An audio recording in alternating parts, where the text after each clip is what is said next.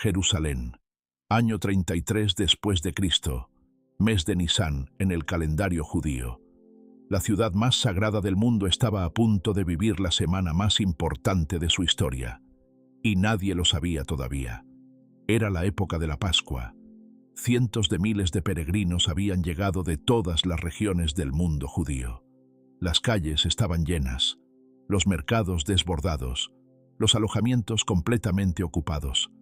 Había una energía particular en el aire, esa mezcla de devoción religiosa, nostalgia histórica y celebración festiva que solo existe cuando un pueblo entero recuerda al mismo tiempo el momento en que Dios los sacó de la esclavitud. Pero en medio de esa multitud, en algún lugar de esa ciudad, llena de vida y de ruido, un grupo de 13 hombres se dirigía a un cuarto en el piso de arriba de una casa para cenar juntos por última vez. Uno de ellos ya había tomado una decisión que cambiaría el curso de la historia. Otro estaba a punto de hacer la promesa más sincera y más equivocada de su vida. Y el que estaba al centro de todo lo sabía todo, y eligió quedarse. Hoy vamos a vivir ese Jueves Santo hora por hora, desde la mañana en que comenzaron los preparativos hasta la medianoche en que los soldados llegaron al jardín. Vamos a ver la última cena, no como un cuadro famoso, sino como lo que realmente fue, una noche de amor, traición, institución y agonía que ninguno de los que estuvieron ahí olvidaría jamás. Quédate hasta el final, porque la última hora de esa noche es la que lo cambia todo. Para entender el Jueves Santo necesitas entender la Pascua, porque sin la Pascua, la última cena no tiene contexto, y sin contexto, es solo una cena. La Pascua o Pesaj, en hebreo, era la fiesta más importante del calendario judío. Conmemoraba el momento en que Dios sacó al pueblo de Israel de 400 años de esclavitud en Egipto. La noche antes del Éxodo, cada familia judía había sacrificado un cordero sin mancha, untado su sangre en los postes de la puerta y comido la cena deprisa, con sus sandalias puestas y su bastón en la mano, listos para partir. Y esa noche, el ángel de la muerte pasó por Egipto, y en cada casa donde no había sangre en las puertas, el primogénito murió. Pero en las casas marcadas con sangre, la muerte pasó de largo, pasó sobre. De ahí el nombre, Pascua, paso sobre. Cada año desde ese momento, el pueblo judío repetía esa cena, el cordero, las hierbas amargas, el pan sin levadura, el vino. Era memoria hecha ritual, era historia convertida en experiencia presente. Cada judío que participaba de esa cena no solo recordaba lo que pasó, lo vivía de nuevo. Y ese año, en Jerusalén, en el año 33 después de Cristo, Jesús iba a transformar esa cena para siempre. Iba a tomar los elementos de la Pascua judía y mostrar que todo, el cordero, la sangre, el pan, el vino, todo había estado apuntando hacia este momento desde el principio. La mañana del jueves comenzó con una tarea práctica. Jesús llamó a Pedro y a Juan y les dijo: «Id y preparadnos la Pascua para que la comamos». Pedro y Juan preguntaron: «¿Dónde quieres que la preparemos?». Y Jesús les dio instrucciones que en ese contexto sonaban casi misteriosas. Les dijo que cuando entraran a la ciudad encontrarían a un hombre que llevaba un cántaro de agua, que lo siguieran, que donde entrara le dijeran al dueño de la casa: «El maestro te dice, ¿dónde está el aposento donde he de comer la Pascua con mis discípulos?». Y que ese hombre les mostraría un gran aposento alto ya dispuesto, un hombre con un cántaro de agua. En la cultura del siglo I, cargar agua era trabajo de mujeres. Un hombre cargando un cántaro era algo inusual, fácil de identificar en medio de la multitud. Era una señal discreta pero precisa. Lo que esto nos dice es que Jesús tenía todo planeado. Había preparado el lugar con anticipación. Había coordinado con alguien de confianza. La última cena no fue improvisada. Fue organizada con el cuidado de alguien que sabía que cada detalle de esa noche importaría para siempre. Pedro y Juan fueron, encontraron al hombre con el cántaro, siguieron las instrucciones. Preparar la Pascua, en el siglo I, era un proceso que tomaba todo el día. y tenía pasos específicos que la ley judía requería. Primero había que eliminar todo rastro de levadura de la casa. La levadura era símbolo del pecado y de la arrogancia. Antes de la Pascua, cada rincón era revisado con una vela y una pluma para barrer cualquier miga con levadura. Era un ritual de limpieza total. Luego había que ir al templo con el cordero. El templo de Jerusalén en esa época era uno de los edificios más impresionantes del mundo antiguo. Herodes el Grande lo había expandido y embellecido en las décadas anteriores hasta convertirlo en una estructura de mármol blanco y oro que brillaba bajo el sol mediterráneo y podía verse desde kilómetros de distancia. En la tarde del día de preparación, entre las 3 y las 5 de la tarde según los cálculos históricos, los sacerdotes sacrificaban los corderos de Pascua, miles de corderos, uno por familia o grupo. La sangre corría en tal abundancia que tenían sistemas diseñados especialmente para manejar el volumen. Era un ritual solemne y masivo que llenaba el templo de humo de incienso y el sonido de los levitas cantando los salmos del Hallel. Pedro y Juan habían llevado el cordero, habían presenciado su sacrificio, habían traído la carne, habían preparado las hierbas amargas, el charoset, que era la pasta dulce de frutas y nueces, el pan sin levadura y el vino. 4 copas de vino que la tradición judía requería durante la cena de Pascua, cada una con su significado específico. El aposento alto estaba listo, la mesa estaba preparada, y al atardecer Jesús llegó con los 12. El aposento alto. Ese cuarto que la historia ha inmortalizado y que Leonardo da Vinci pintaría 15 siglos después, con una composición que todo el mundo reconoce aunque no sea históricamente precisa. En realidad los comensales no estaban sentados en sillas frente a una mesa larga y rectangular, como en el cuadro famoso.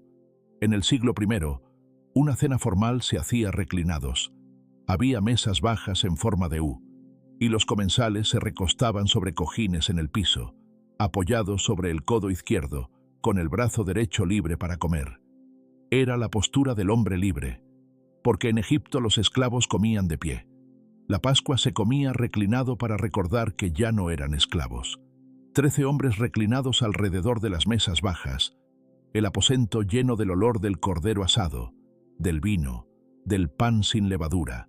Afuera, el ruido de Jerusalén festiva. Adentro, algo que ninguno de los 12 podía comprender todavía.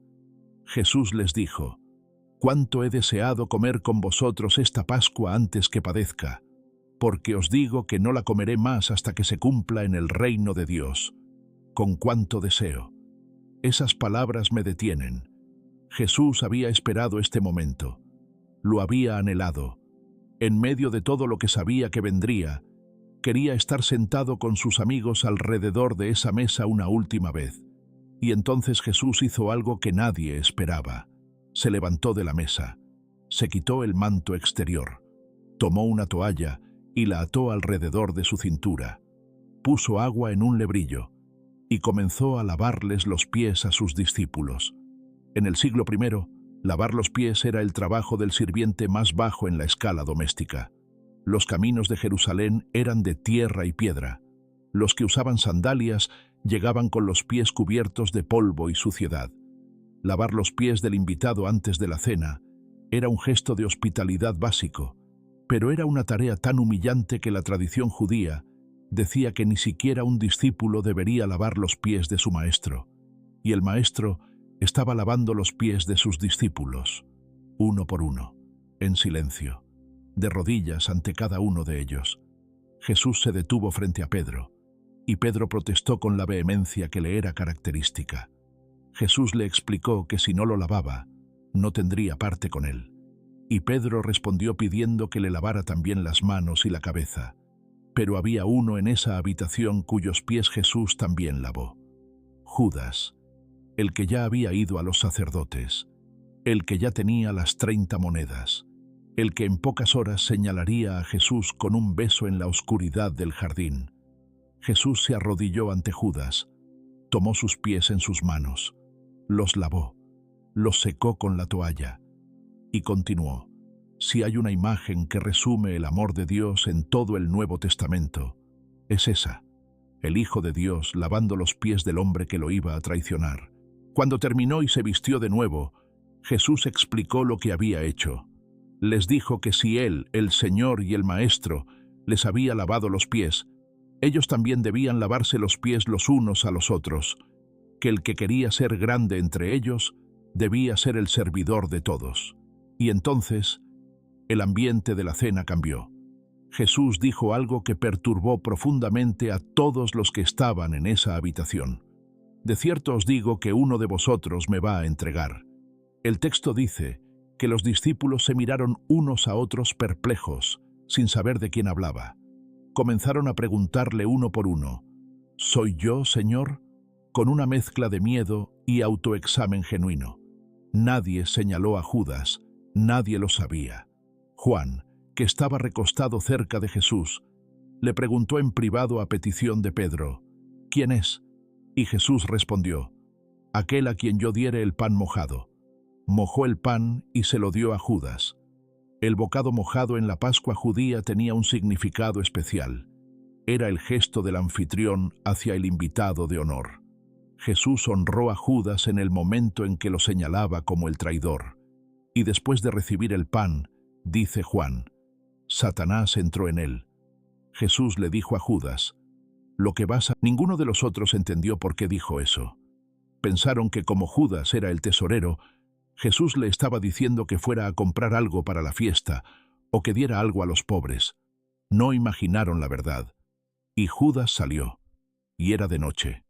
Con Judas fuera, algo cambió en el ambiente del aposento alto.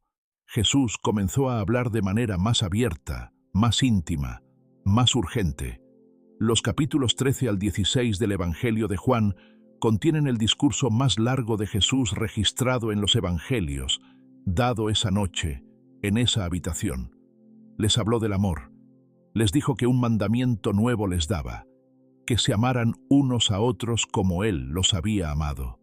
Les habló del Espíritu Santo que vendría después de su partida.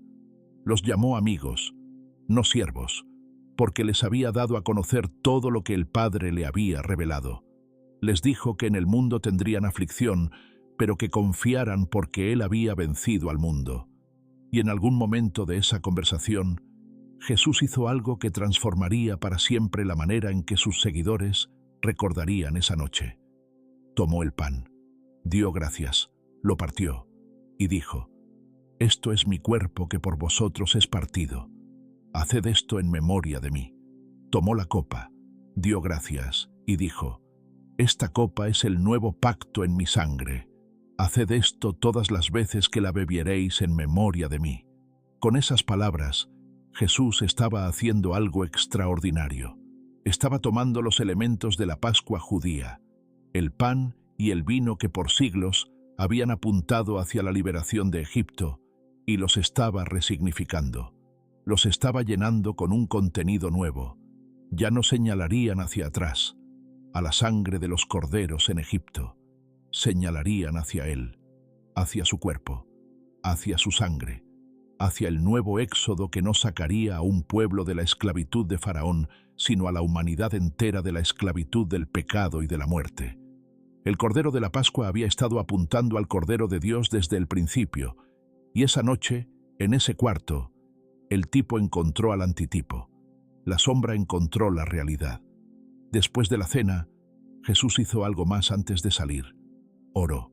Juan capítulo 17 contiene lo que se conoce como la oración sacerdotal de Jesús, la oración más larga de Jesús registrada en los Evangelios, y es una de las ventanas más íntimas que tenemos al corazón de Dios. Jesús oró por sí mismo. Pidió que el Padre lo glorificara para que Él pudiera glorificar al Padre. Dijo que había terminado la obra que el Padre le había dado que hiciera. Oró por sus discípulos, por los 11 que quedaban en la habitación. Pidió que el Padre los guardara, que los santificara en la verdad, que estuvieran llenos de gozo. Y luego oró por algo que me detiene cada vez que lo leo. Oró por los que creerían en Él a través de la palabra de sus discípulos, por nosotros. En esa oración del Jueves Santo, Jesús oró por cada persona que a lo largo de los siglos llegaría a creer en Él. Oró por ti, por nombre no porque lo pronunciara, sino porque estabas en su corazón esa noche mientras oraba en ese aposento alto en Jerusalén. Y lo que pidió para todos nosotros fue esto, que fuéramos uno, que el amor con que el Padre había amado al Hijo estuviera en nosotros, que donde Él estuviera, nosotros estuviéramos también con Él. Y entonces cantaron un himno. El texto dice simplemente, y cuando hubieron cantado el himno, salieron al monte de los olivos. El himno. En la Pascua judía la tradición requería cantar los salmos del Hallel, que eran los salmos del 113 al 118. Salmos de alabanza y gratitud a Dios por la liberación. Salmos que decían, «Dad gracias a Jehová porque Él es bueno, porque para siempre es su misericordia».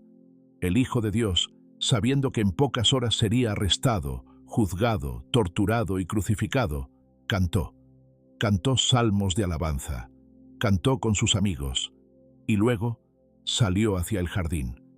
El camino del aposento alto al jardín de Getsemaní cruzaba el valle de Cedrón. Era noche de luna llena, la luna de la Pascua iluminando las calles de Jerusalén con una luz plateada. La ciudad estaba quieta, pero no dormida. Por todas partes había familias terminando sus propias cenas de Pascua. En el camino Jesús le dijo a Pedro algo que Pedro no podía aceptar, que esa noche todos se dispersarían, que lo dejarían solo y que Pedro lo negaría 3 veces antes de que cantara el gallo. Pedro protestó con todo el fuego de su carácter, «Aunque tenga que morir contigo, no te negaré». Y todos los discípulos dijeron lo mismo. Llegaron al jardín de Getsemaní. Jesús dejó a 8 discípulos cerca de la entrada y tomó a Pedro, Jacobo y Juan más adentro. Y allí ocurrió lo que ya conocemos: la agonía, el sudor como gotas de sangre, las 3 oraciones, el ángel que vino a fortalecerlo, los discípulos dormidos, y luego las antorchas, el sonido de soldados y Judas al frente. El Jueves Santo terminó con Jesús en cadenas siendo llevado de vuelta a Jerusalén, con Pedro siguiendo de lejos, con los demás discípulos desaparecidos en la noche. Pero esa noche había dejado algo que no podría borrarse: una mesa, pan partido, vino derramado, palabras que 2000 años de historia no han podido agotar. Haced esto en memoria de mí. ¿Qué nos deja el Jueves Santo? Nos deja la imagen de un Dios que planifica los detalles de su amor, que preparó el lugar, que organizó la señal del hombre con el cántaro, que no dejó nada al azar en la noche más importante de la historia, porque cada detalle importaba. Nos deja también la escena del lavado de pies, el Señor de gloria de rodillas ante sus siervos, y la enseñanza que viene con esa imagen: la grandeza en el reino de Dios no se mide por cuántos te sirven, sino por a cuántos sirves. Nos deja la institución de la cena del Señor, ese momento donde Jesús tomó los elementos cotidianos, pan y vino, y los cargó con el peso de la eternidad, donde dijo: «Cuando hagan esto, recuérdenme». 2000 años de iglesias alrededor del mundo han obedecido ese mandato, desde las catacumbas de Roma hasta las megaiglesias de hoy. Pan partido, copa compartida, memoria viva. Nos deja la oración por nosotros, la certeza de que en esa noche, en ese aposento alto, Jesús oró por cada persona que alguna vez creería en Él, que tu nombre estaba en su corazón esa noche aunque todavía faltaran 2000 años para que nacieras. Y nos deja por último el himno, la imagen de Jesús cantando alabanzas en la oscuridad antes de salir a enfrentar lo que sabía que venía.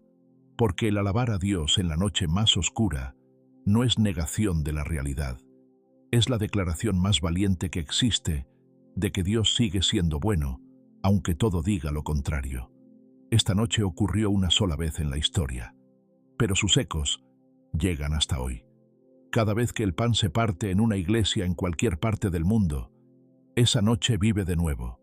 Cada vez que la copa pasa de mano en mano entre hermanos, ese aposento alto se reproduce. Cada vez que alguien se arrodilla a servir cuando podría mandar, el lavatorio de pies continúa.